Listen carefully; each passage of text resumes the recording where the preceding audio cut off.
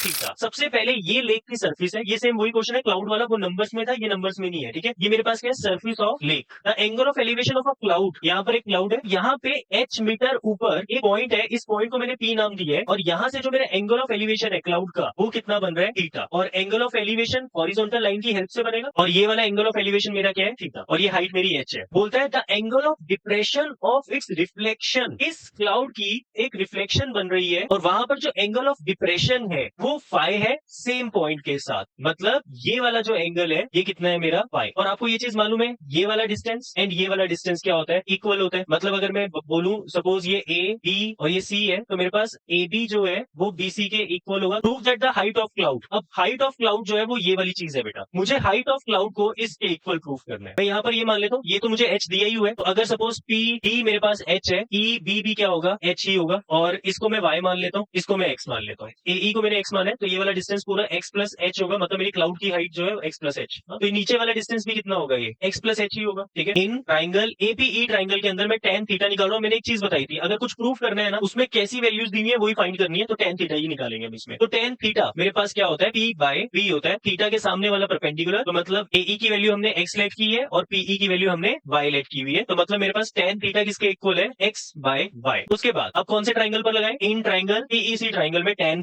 Five होगा P by B, और P सामने वाला परपेंडिकुलर, तो परपेंडिकुलर ये पूरी लेंथ है, दैट इज सीई, एंड मेरे पास जो बेस है ये पूरा है, दैट इज पीई। तो जो सीई है वो सीई बन रहा है इस एच और इस एक्स प्लस एच से, मतलब ये हो जाएगा H plus X plus H upon पीई कितना है मेरा, वाई। मीन्स मेरे पास टेन फाइव क्या निकलेगा, two H plus X by Y. तो मुझे हाइट ऑफ क्लाउड जो है वो एक्स प्लस एच निकालनी है। ये वाली चीज का ही मैं यूज करता हूँ। यहाँ से ना टेन थीटा और टेन फाइव की दोनों की वैल्यूज मुझे पता है, मैं एक बार इन दोनों को ऐड कर देता हूँ और एक बार इन दोनों को क्या कर देता हूँ, सब्ट्रैक्ट कर देता हूँ। क्यों कर रहा हूँ मैं ऐड एंड सब्ट्रैक्ट, क्योंकि जो प्रूफ करना है उसमें ten five plus ten theta एक बार ऐड हो रहा है और एक बार क्या हो रहा है, सब्ट्रैक्ट हो रहा है। तो here ten five plus ten theta किसके इक्वल होगा, मतलब मेरा रिजल्ट आ जाएगा एलसीएम में वाई, और ये हो जाएगा two x plus two h. ये tan theta plus tan phi की वैल्यू आ गई, और ऐसे ही मैं tan five minus ten theta की वैल्यू निकाल लूंगा, जिसमें से टेन फाइव क्या मेरा two H plus x y minus ten theta है एक्स बाय वाई, और जब मैं इसका एलसीएम लूंगा तो मेरे पास क्या आएगा, two H plus X minus X, X और एक्स कट जाएगा, टू एच बाय वाई, ये वैल्यू निकल गई। अब मैं इन दोनों को आपस में क्या कर देता हूँ, डिवाइड, क्योंकि जो प्रूव करना है उसमें मुझे डिवाइड चाहिए। Ten five plus ten theta upon ten five minus ten theta इसके इक्वल होगा to x plus two H by Y whole upon two H by Y. Y से वाई कट गया, और अगर मैं इसमें से टू कॉमन ले लूं बेटा, तो अंदर क्या बचेगा, X plus H upon two H, two से टू भी कट गया, और इस एच को मैं दूसरी साइड शिफ्ट कर देता हूँ, इसके इक्वल है एक्स प्लस एच, और एक्स प्लस एच क्या था, हाइट ऑफ क्लाउड,